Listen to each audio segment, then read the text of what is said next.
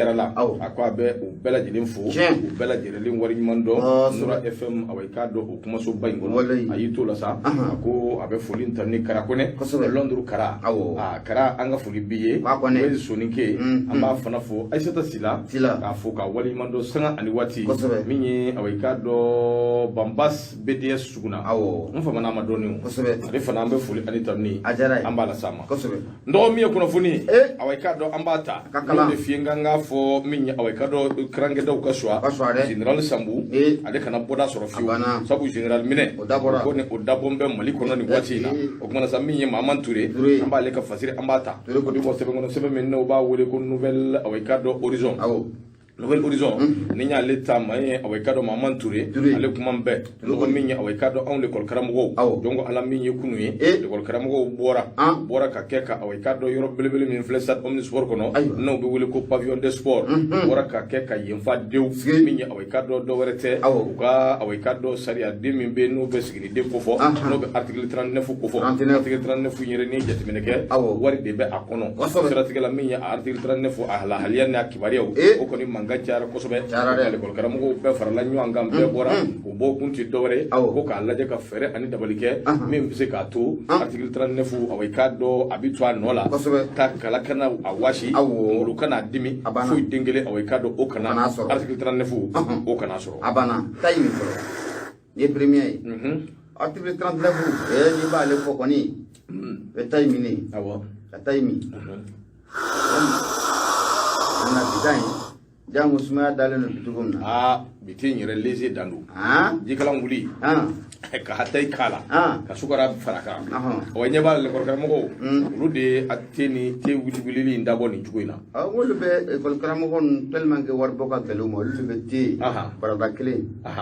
tere be wulula ko be sigaro économiser ni yere do ke savoir fm kan lu kone nga fuli bay abe sport do abe balado anga fuli nto ne be ka nyeshama kwa ni chesiri ko alaka kanuto alaka bunyato ndo minye fasiri angata minye Mahaman Touré ale kuma be akoni je tumine ke bay ka fo wuli ka jo ani chesiri min no kera anga gwa corona ma mofe no be gouvernement ko fo wuli ka do no chesiri o madugo mashila minye away ka do o hakilna ti dore Union nationale des travailleurs du Mali na be UNTM na bo ko fo wuli la wati minna away ka do ka fere ani dabari ke ko fo saraw la haliya o kallaje bela jile kundamo ke kelinyi min ka o ka doma min be category min gono min be fugula min gono o ka blow ko be mun ko fo ka be uniformisé kuma min no fora aweka do ni bengera minye Union nationale du travail du Mali ani aweka do gouvernement ni nyanje o kera so biye minye aweka do jorno ko belebele on nana l'école karamugo aweka do olu yoro jango to ka seria de min be na be article 39 na bu ko fo abo de kama minye aweka da be clé dama ko fo je kulu min be na bu wele ko synergie des enseignants minye synergie des syndicats des enseignants signature du 15 octobre 2016 e ka do ka fo olu ko ni be ka wuli ka jo ko barka bunya ko sobe barka bi ka bunya femi no fe o ka article 39 barka bi ka bunya o de no fe sabu minya away ka do article 39 abina fo bugu wilimbe an no fe ko mo fo fere ka ke kana se ka nye soro tugo shila hakil no ya soro baba gouvernement lu ko ni wuli ka jokke ka hakil na nyuma ninga ni asigi ko jira away ka do syndicat je kulina una tabbe misho ko ni away ka do abina fo te ka fomya tugo shila ko de strategela minya away ka do assemblée générale belebele kunu juillet kalo klimuga ani konondo no bena judi doma pavillon de sport ni ale kufo sad omnisor mudubo kita ibo kufo be away kado odi kono ako kuma so yuli ka joke wuli ka jo min gono na uye wele dake ka nyeshi kado u baraka nyo no kado bo bela jilima so madafe kunu ni hakli bala ma chaman be halu ka baraka da soroli o eleru ma ko so ngo ma bali le kol karam go ka away kado article 39 sanji min no kumbe ka shuru o mam putere dingli mo bola le kol karam go kera ka away kado pavillon de sport ka fa dew ko kana lo masiki dala derike ba ko ako away kado nu minum flene nu ye bulu no bla sebena le 15 octobre nu be jera ka bengula san 2016 fo bi ele ni ikado ka fo ulu de bi nyambulu o de strategela ko kuma la sila min be no be Ousmane almudu kofo ale ya jira ka fo minye aweka do sigali ni yila ani siran wati o temena pe o bana sisan sa fere ni dabali min bike o de ka fo minye ka wuli ka joni cesiru buluda na be ke minye akako ye min be se ka to lu ka article 39 be se ka bla bala chugumi be se ka nya so chugumi ayi mun wotuguni ka dira ka fo para de faire ni jeti mineke gele min bi no be gouvernement ani away kado le kol karamo ni ngonche ni jeti mineke baye ka fo kera so wi e ko yere away kada bellu sula sara be bisi basara ako bela jele nyamina woni stratégie la minye bisa gouvernement ko ni kemme ka wuli ka jom minge ojo o kemme ka keso wi ka e kol karamo ko se ko joro mu ya ajira ka fo fanga be ulula wa mo be ka kuma minun fo kerefe ka fo ko e kol karamo tambe en rang dispersé ni ma minun be ka gouvernement ka communication ke be ni minun be ka sira were ke ko tamine ko ke le kol karamo o be nyogon bolo bi o be nyogon bolo shini o ka article min be no be article 39 ko fo abu be de kunga go fo o fle ka wuli ka joke kunu kata awe kado kangar dake min awe kado pavillon de sport min be se ka to gouvernement ba don ka fo ulu kele ka fari ko no ulu daka ba article 39 fo sabi fo nabi ala kana machi ikamagala kala kana washi fatiri fle mamman touré ya ka fatiri ko bidon boli ibunya bala Nima bonya ajarani radio Nura FM an wanda ka turu sira 76 33 43 03 Nima jamana marali ayre beni ka kemu ye fato ka murufiri ora mato tremero kon ko ocean sikatala ne be kliku me boni fatri ko ma ko so de bama ko ma aleta ti chaw muye mamu kuma la kono odi Umar Anguiba akoko anga jamana premier ministre no be Dr Shugel Kukala Maiga no ba ale kofo abme jakulu munano be M5RP okofo eko be mala dugu ko atina je soni wa ajara ka bawo osabuge munye M5RP mawya ira ka fo uluka line ta munu yo ke wati temonu na ka teme shukali bina ti jo siente maw nyokoro so madanna mani la ay klega na do 15 osabe telefone to ma dunga awo juma mana jigi shukali beti jo mu siente maw nyokoro ku be kangarda kon ga kanyeshi shukali ma ulu line ta mu wati temonu na ka teme no maye shukali Kukala Maiga muya aga plan d'action gouvernemental kono bi anda ta ko mi bo député o jama kosobe no mamme no mo tamashe agum ko furu sara subhanallah awo kosobe afo na kem sen ko fana bani tu ala awo Fadriga baka fola mo Umar Anguiba ale ko ame domina comme bini jekul belebele no be mouvement du 5 juin à rassemblement des forces patriotiques M5RP ako abiga jigin doni ako ni wati laban nuna ibe na ka fo na manya ko shogal ko kala maida ale kera jamana premier ministre M5RP aja ko len no muye kanyema ko ni ko unyina ala stratégie la saibe na ka fo ko muye madame si kadatu so ale tara ka ke muye M5RP onyema baye ga muye madame si kadatu so ni wati laban nuna ale fana da ninga agoshi tijaw ayira ka fo ko muye M5RP ale ko ni beni isi mbola ka ka c'est tout c'est fini bela jenen te manon ko fo ka boy M5RP kelen kono ibe na ka fo ko ma do be ka olu kelen me bi ina fo ko muye waraba ede ko ni o jogno yepui o sabu ke udawo kale ko ndo ka shugal ko kala maiga makono ya ira ka fo ko muye ko mona kam kan ko jega ko amakla o kan maramsi ka jatu so na ale ko fora ale de be M5RP a présidenti par intérim la bi ako ibe na ka fo ale ya ira ka fo ma ti se ka bla muye ko mokna e ko koma mana boke ka boliki dugu ko ye fenye ko atina bembi atina bensini na fo ko M5RP anyama ya ba ale bulu ga M5RP aklina baw be ta fo ite sara ale yere la ko ye fenye atina jena bi atina jena ayishini parce que baka fola ali bi mi M5RP konala kibe na ka fo ko mi demison no be shifin jakulu okofo wati temanu na olu do fana yu ka dusuma kashi ninga ayira M5RP kono ye feran dabali ken ko olu dusu ko ninga asuma o shifna ka do be na ka fo ku utara munye ka ke munye chargé de mission ministère so ko konala parce que baka fola abo amed domina na fo bi ko munye madame si ka jatu so ale fana tay mena ko to ya wa yoro do na taka kalfa ma wa jamana gouvernement o konala wa ko ni ngal gelen ko obey ga munye fasirga bay aya ira ka fo ku ne madame si ka jatu so yo no asro na ga duzula madame si ka jatu so aya ira ka fo ka me domina ko bi ko ko munye fo ga ben munye kuma ko no ubu ya damani nyanchila la fo ga sika fonte femuna ko dona na tawla ko munye shogal ko kala maiga ako abesonga munye joro belebele ni ko takati madame si ka jatu so fena mamunye gouvernement ko la ko so wala sa munye manga ko be se ka suma to muna parce que baka fola ako ko angani musu ngara no be madame si ka jatu so ko fo abena soni ma wa walma atna so ma wa ningali to min ko asigira ako no borai ibena ka fa ko mu affaire wala boko be mu ni albi M5RP kono koy o fana keleme sawbe ni ma chaman ko dusu kashi ina fo anyanda do la tuko muna M5 la ni tamu ke wati temono na ka so sugal ko kala maiga ale reba anyama yala ko abna ti joli mun ke mu ni juma ko no umara jigi mu ni sente ma nyokoro no la ni ta na mayala ko le bu yira ni koy M5RP ko be ke c'est tout c'est afo M5 ko bana M5 ko bana sugal be ko fo kati jo ka wujum nyina dege su sabanyana ko ko sente ka ba ne ala te sugal to fo bi parce que ba ka fola orela o ko no ko bla akona manya ko ni furu ko ni ko abesa na sara ko M5RP ko abina kila koyi parce que sugal ko kala maiga ale na ka maube ma do fene o be M5RP ko na le sugal ye munun gera la no le M5RP tondi ndo fene o lu fene bu udama ki bina ka fa ko akoko atina jade ka kibara so le na mu ye mamunun be jamana nyamala bi no be so la ka nunu ko fo te kolonelu ko fo wa M5 disiba do ya ira ka fo ko mu ye o lu ne so nu ko bengan 7 fo de tu uni nywan chila la bengan mumbu nywan chila la ko dala kuma drondi ko ko inte mana dala kuma dala ka ko 7 ko 7 tu nywan che asiri do somara na anya sama ka ba munye so de ba mako ale ko nala ma mu yekalim galati ke o mar angoy ba ifunya abala aywa ibe umaru funye ka wali mando ka angoy ba do no ke ngambe mi ngoni fie mi nya awai ka do ni ko wore bu ko no fere ni dabali wore obe wo de fanye ndonde mi nyi bengera awai ka do fenda minga no ni fongi o sugal kati joko lakali o fo awa ya fo mi bala minye assemblée sente mo nyina ndo ko ni o kaba ko da ede o kaba ko da ani kaba ko da de ase sugal tise ayi fo ka nyewuli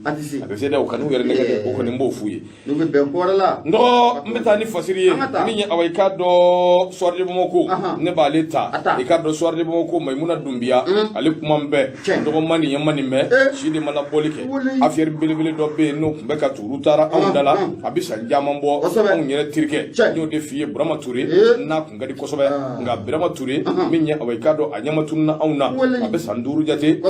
abo bo o Burama Touré kele min fle na anyama tunu nimbe auna donc ala awai kado on yewuli ka joni kele ani fem bele dileke min bisi ka to Burama Touré awai kado Allah haliya obidon Burama bi tabulo minga abidon nga foka si ambidun mele ko bi tama mene mo nga buguna tike kurabe ka di an kiri bluma malikura min no fora abi na fo awai kado dala gesete ble nye moy yere nyembe ala o de siratika la minya awai kado maimuna dumbia soirée de mo ko no so madena ako rebondissement dans l'affaire et de disparition de Burama Touré minya awai kado général Dobé Dieu sur terre fali ipupa ikado ka fo général Moussa Diawara chamay chaburu Moussa Diawara ale min directeur général de la sécurité d'État o nyamaba sécurité d'État nyamaba Moussa Diawara nu jamane ndo donga ja sebalite Moussa be bulula est-ce que Moussa be bulula Moussa be bulula ala nyama sai fali ipupa bulula wallahi Moussa be bulula est-ce que général minena awo abe fota ni nyana skay ibe nyayere don te wele duna général minena mani fi ne be pressé note wati ale te pressé tiri saka ni yake ganye ja chebe ne est-ce que wa ani adam ne le wambe mi fie la nouvelle génération la minu be kiri blum makura nu neni ala te kante jodu de ni bu ka commune na mite ka boyi mite de ma koni ma to de ni bu ka commune na communicatif de miseni nu ni bu ka commune na mite ka boyi haya ko yere nyini ti ma do ngoyi uti ma do ti ma nyeda fle uti ka jela fle uti ka warti ya fle obi mina zoro kibla ko nan ne nwanche engo ka bi je ya fonye na ako mon frère ako para mon salaire me suffit ane ko ngo kuma ngangla la wallahi hala doni mai ala ka community dai ala tali afet tali ay fana jelendo o tala koy ala kala ma jala bi ma kan wi nu yi kele yi mine no ko do la o fana che o kuma dogo minya o kado général minya o kado Moussa Diawara be bolola sirike ba ko ako colonel Dobé no be Cheikh Oumar Ndiaye na bo ko fo yelma afana bina tu Moussa Diawara no fewa kiri mali kiri no be justice ko fo de minun ba kono bi o kemba ka nyini Ivoirian fe ba fora amena mandat dara awai kado ninja inga no be Karimu Keita ko fo hali bi abe mu nyini aw bulu kacho Karim Keita aya fana bila kana tele la amma mugo bal Maimouna Doumbia soir de Bamako aledu akoni jetimene ke baye ka fo affaire ba mimbe na bitali ke journaliste kunda no be Brahma Touré na ko fo Brahma Tourna abe sanduru jate abo bo ikado ka fo mandat d'arrêt international oblala denendo jouer kalo clé duru temene ka nyeshi mami ma ode be Karim Keita ko fo ni hakli be Karimuna minya away kado Jobre Bulan Bouakar Keita minya away kado akana ngole Jobre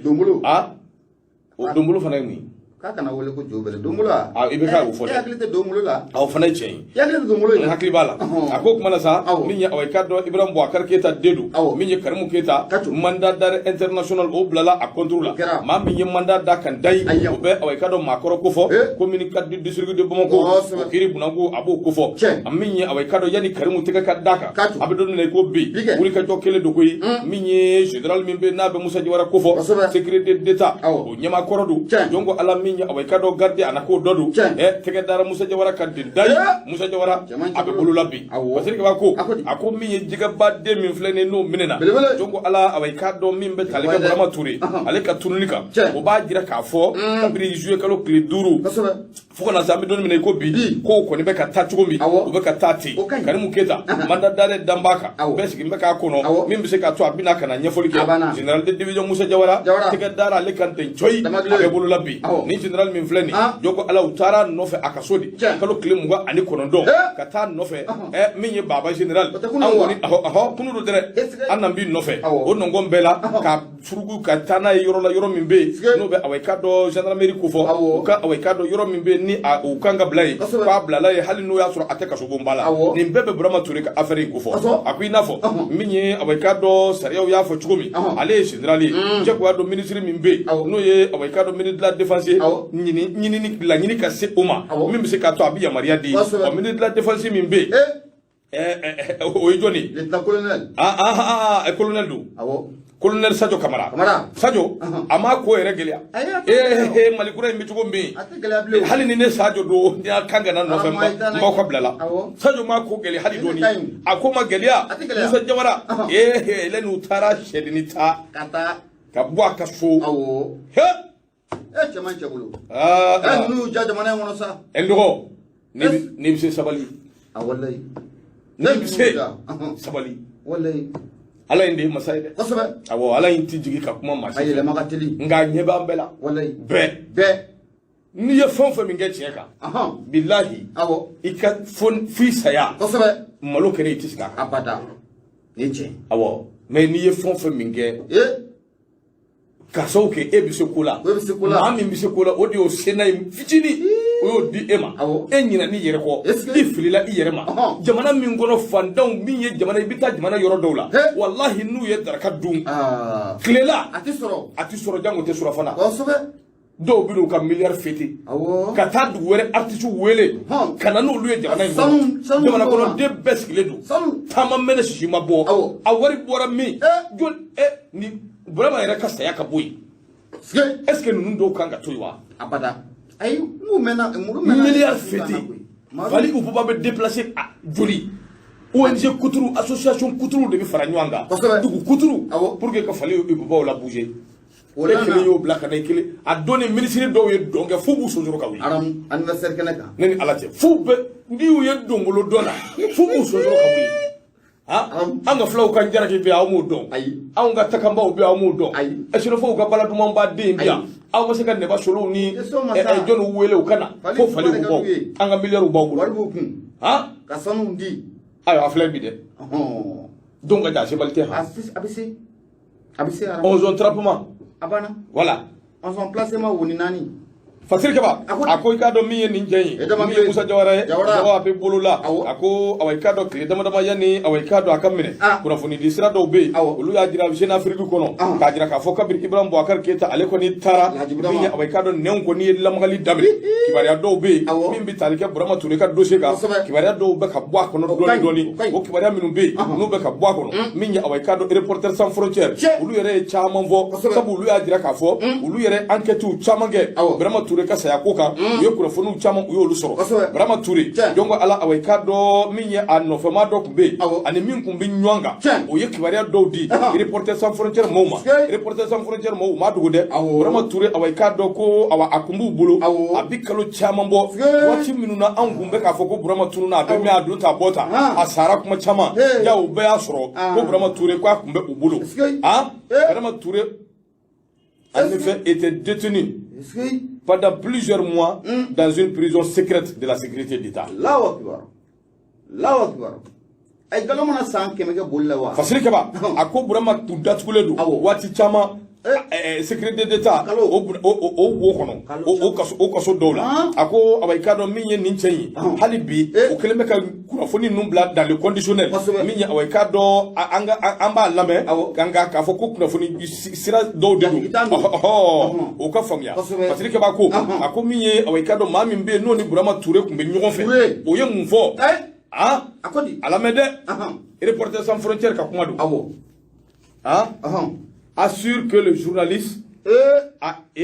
subhanallah l'un des co-détenus dont Reporters sans frontières a obtenu le témoignage assure que le journaliste a été exécuté de 3 coups de feu en présence du lieutenant-colonel Chokmar Ndiaye. Subhanallah. Burama Touré ni minu kumbe bolola ka bama yelma tilela Burama Touré ni minu kumbe bolola ado be oluko ko minye awayka do colonel no e Chokmar Ndiaye akera nyena Burama Touré kunga saba de bora mugu saba kise saba ko de tira Burama Touré la ka abonani na hebwe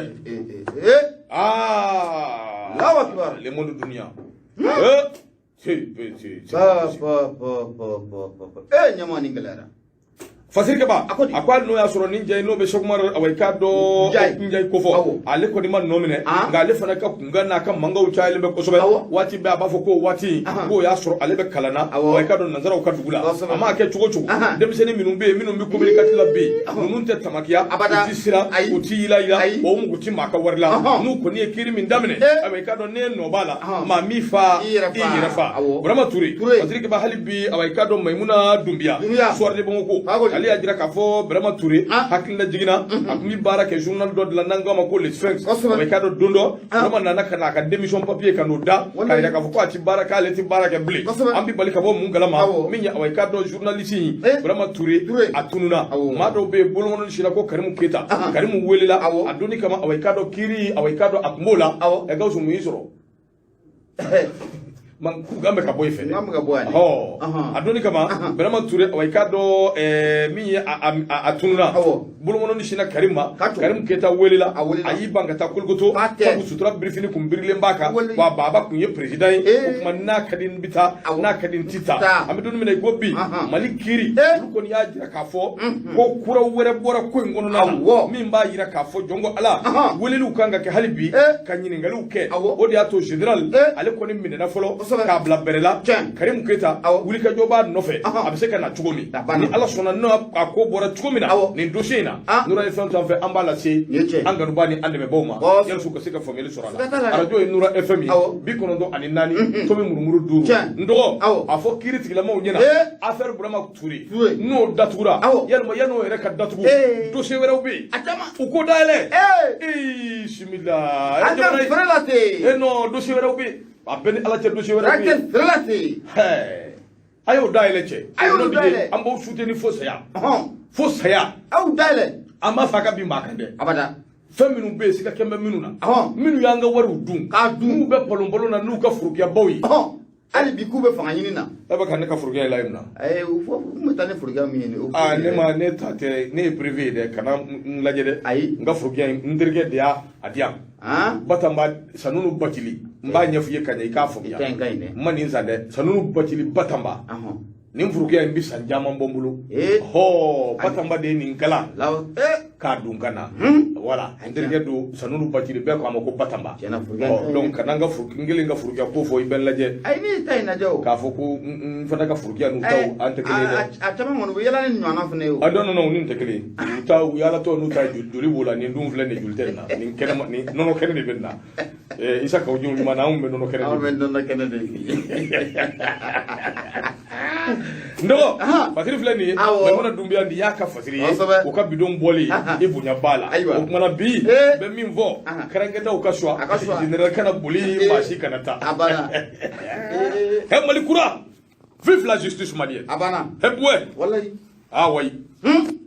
Donte wele dona non Idrissa Aminou Touré Heboué donte wele dona non procureur ninjei donte wele dona ninjei ala ka sijani kenya da ya rabbi ninjei ala ka mambulo Mali ko amin atit al ni ya nyakui aram ni bi kalon kan di bisraw ni bisro fɛnw de minɛ ka karabu kɛ amagotola ibisra babali sugu bɛ daraka mais il s'en fout il s'en parle saray babo abana saray babo baraka ke dron voilà e kon ba kalama ko ndogondo bo kalama ko abana mais ali a dogoni ye o tale talo de ay mbef ka ñefiye dron de an na dogoni o tala de parce que betu ka manana ko chama gena ini sambu general sambu ni mafu ka madadare da ka Allah fala yangi auzubillahi ala ka bisu bobo ya rabbi bismillah ngata nema ameta albi radio nura fm bi kononto ani nani tomi muru duru amela selikani nga bojela koroti ko fi nega duru 76 33 43 03 nema nebe mbolo gushika dum me boni fatriye ugomma ko sodde bamako mamu kumale na kono ode Yusuf Konate Oya Aliye nema ni de kibara dumayinde ibi kaye ka foko mu compagnie de transport mumbe nanka mako jakite transport aka jako munye bingali kalawi uye bingali tanu ku usegere munye banankoro ani sanangoro ba otela ola amanye mungo munye masheki ofena ala ma saba ulu fatwa maduru ulu banana kosobe subhanallah patrika ba mu Yusuf Konate ako ame domine nafo bi munye anga kare mu metani mauye voyage la ibe na ka foko wati chama ko mu bingali abeta ku segere sira ba jmenika ina fo siga susira me bo siga so ni ngana agoshi bamako la ako alamsado no ye kuni neganya duru wati no be fayri wati okofo banangoro aleni sanangoro ba ochelala ibe na ka foko mu nye bandi nani umar falen do ten ko lu ko intera sira ni kata dani compagnie de transport nye nanka mako jagite transport ina fo nyenda do la tugumuna amanye mungo koni akero ye ma saba ulu fatura wa maduru koni ko o banana wa munye ma flabo lula ulu ka bana o ka jugun kosobe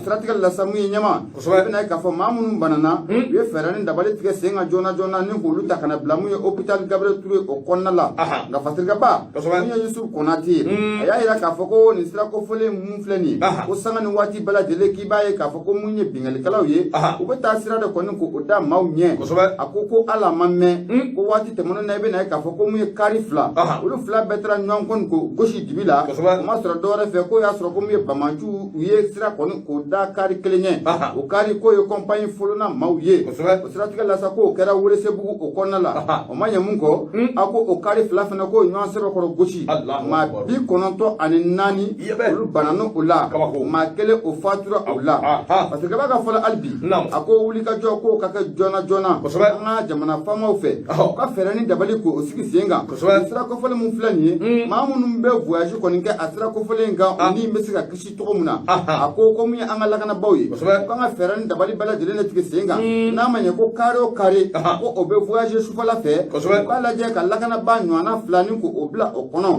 no masako ke ko kare voyage ku ka dabla su fe lagana ba flare ka do la kana ba fla ka do de ma nunu be sira da marfa mi mana ko te kuy mina minu bu bulu paru mina girma du de yere nunu do wallahi nyama weyire mutiga ka bin sira lata ibi yere ni ngani ni dan sira latu ko so haram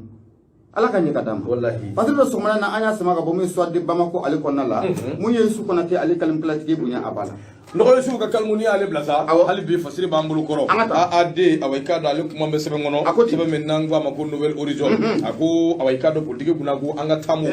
min yembu ya haidara anga shirfuke ashrafu sharafa ko aka awayka do mbuye mi aka bubu sise bismillah li nyoro ako awayka do mbuye ye ko jeya sabu bubu kanu ba do wulile do ka jira ka foko buye ya jira ko ni bubu na yi kambo politique ko sirafe ka jamana nyama no fe ko awayka do ale be bubu ale bo solna do anyere kuma info yankunu sabu abora fasiru kono nga bi fasiri kura mi no bombe nouvelle horizon ya jira ka foko buye ya jira ko ani awayka do bubu kuma na feminga uye awayka do uyere ka koyi uye awayka do hadama dia tabulu nga politique sira ko ale ni awayka do jey kuma awayka do dadu o sirafe ko de sira tigela nyoro mi ya awayka do buye aidra ni ma chama be abina fo hiji ka do ubita o de dabo sefu ka infe sabu buye rek feta o kera awayka do awongo politique mo bulu kaba ko koyi ko de sira tigela mi ya awayka do neje timineke awongo politique mo chama be ubita awayka do ni yoroina yoro min vle ni anim bo ko ni nyonje kilometre kemafla ani kilometre binani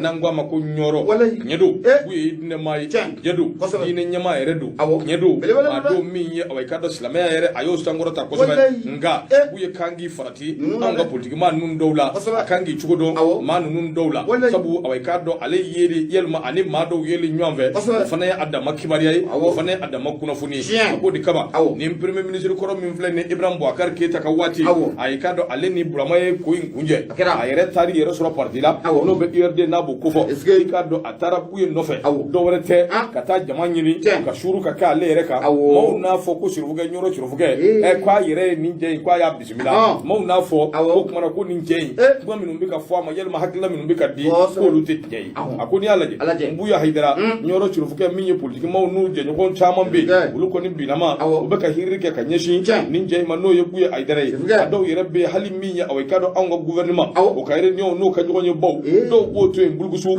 ni ku kunda awayka do nyoro shirufuge ka nindo kalo klimgo ani shegi secrétaire aux affaires économiques de la section URD Union pour la République et la démocratie jenem mara ale ni délégation belebele ku wulila ka se awayka do nyoro shirufuge ma no be ashrafu sharafa ko fo buye aidara ni jey yoko ala awayka do Ibrahim Boubacar Keita o ka premier ministre korodu laba yere am se ka fo odo ga buye ya jira akwa ale ni ngumana feminga odi bitalike awayka do hadama dia tabulu ani yere ka du kono ko ga ka fo ko politique ko sirafe ayi ka do ka fo ko fema fode wa ni deme be ka nyeshoma hadama dia tabulu ni sira werefe ale buye da ledo ga ka fo politique ko sira ikaro ka fo ko fode kuma were minni awayka do bora da were ko sirike ba ko ako ma do yere be ulu ko ni ajira ka fo ama ci chugo minni anga nyoro chirufuge buye aidara akum manga son chugo shila kanin jey bismillah no be docteur bubu sise na bu ko fo sabu ako bulungono ni min shimbe bubu ma fo buye ga to bulungono ni inka ko ka je yedo wa ngalundo wa ala de adombai sabu ma chama ngembe ka jira ka fo kalo kletan tani kele ani tani fla juin kalo san 2020 ma minum bonena imam mamudu digo ka misiri dala ma chama ngembe ka jira ka fo minya awayka do ninje no be bubu sise ko fo kwa no do be awayka do koina fadirike ba ko ako do yere be ko mo chambe ko sobe kanyeshi awayka do anga chirufuge ma no ye buye aidara ako nga ni fembe mingo ni be fom ya bali ai mimbe onunu yere ka tabulu la buye ni awayka do mamudu digo o yegme minye ni ma ko fele minu be ni jamana nyama o jamana kono diu nu keme ka jira ka fo nu de an toro an gushiba de nu de an joli susu ka jira ka fo nu minu fleni ku de be wuli sanga ani wati abi na fo ka an nyagari ko yelma ka yira an na an do an tewo chirufuge bolu bismillah yelma relation wona bu ni chirufuge je ubita wa chirufuge bu bismillah ta timene chi bo ay mu ka politique de ni chirufuge tinimbe fomya chirufuge ala domba ala nyesira ba ale ko ni ani hal ne ko kibita ibita bebita bi bismillah tayel no beyo ga politique man nu bo ulu betani hakilna mi ani chirufuge bu bismillah ni hakilna mi kelunte no fomra bo binye ubitani hakilna mi anu ulu be bismillah ni hakilna mi ke parlement gobe uto de la voilà ka amalgam du mo voilà n'u ye photo ta ni Serifukɛ dɔrɔn u b'u n'o photo yira u b'u publier fan bɛɛ fɛ u ka réseau bɛ bila en marche u ka réseau bɛ bila en marche c'est ça le problème parce que b'a ko a ko a mana cɛ cogo cogo Boubou Cissé kɔni ka ɲɔnɔ tara ye siga foyi t'a la a bɛ fɛ ka taa a yɛrɛ ko de k'a yɛrɛ jɛ ka Awa ka dɔ don maaw n'u hakili cɛ min bɛ se k'a to Awa ka dɔ kuma wɛrɛ bɛ sɔrɔ kumaw la min tɛ nin si ye parce que filɛ nɔgɔ min ye Awa ka dɔ AAD ale ka fasiri dɔw ka bidon bɔli Nouvelle Horizon kɔnɔ i bonya b'a la. Nouvelle Horizon baw an bɛ foli ta ni k'u sɛgɛrɛ ni ye DG mun nalen ni to ye sa an bɛ a DG mun bɛ taa n'a ye sugu la o. Awɔ nin waati in na i b'a sɔrɔ min Kalifa Junior fana a fana y'a ta sisan. Ale bon ka tɛmɛ kɔnɔ awɔ na ne ma baasi tɛ radio Nuru FM ye 94.5 laseliw bɛ kɛ ka bɔ Jalakɔrɔji ne ka problème fana mun ye i bɛ to te min na sa i bolo don verre kɔnɔ. Awɔ ye mɔmuso ka baara ye tiɲɛ don kana ayi non tiɲɛ ko t'o la o ayi bɛɛ ka tiɲɛ dɔ ta wa non a mana den ma n k'a bɛ d'anw fana de ma ne y'i bolo don a kɔnɔ a bɛ ɲɛnabɔ wa. o k'a ko musi ne bɛ n ka musi dun musi yɛrɛ ye te de k'i ka te minɛ fɔlɔ Sumala bolokara yɛrɛ jara sa o. ayiwa baasi tɛ. Ayiwa Musa Traoré an b'a fɔ ka waliman dɔn a ko sira tɛ min ye yɛlɛmani ani Kayi ni ɲɔgɔn cɛ fo ni Awa ka dɔ a ye ɲɛfɔli jɔnjɔn k'an ye a bɛ se k'o faamuya cogo min voilà min ye Awa ka dɔ Haute Savoir Anesi Bakari Fofana ale fana b'an lamɛnna ye an b'a fo Jabi ni Jayi an ka foli ta ni bɛ ka ɲɛsin a fana ma an kanuba belebele Layi Danbele an b'a fo ka waliman dɔn k'a ni cɛsiri k'a ni wuli ka jɔ a kɛra tu Awa ka dɔ Traoré an b'a fo sanga ani waati Nura FM kɛnɛ kan a kɛra to an ma taa fɔlɔ an bɛ taa sugu de la min ye publicité an b'o de dabɔ sabu sɔn tɔgɔ ngi sɔn jamu nin waati na mun ye gɛnsu kɔnɔna ye e ko fitiri yɛrɛ a ma se olu fɛ yen d'accord Ali Dolo an ka foli bi ça c'est vrai Aïssata Sila on zone Salima mana sa min ye Awa ka dɔ kɔnɛ an b'a fo an bɛ taa sugu la min ye Awa ka dɔ ka segin ka na radio Nura FM numéro ye 76 33 43 03 ni Ala ka jɛ ye sɔɔni an bɛna ɲɔgɔn sɔrɔ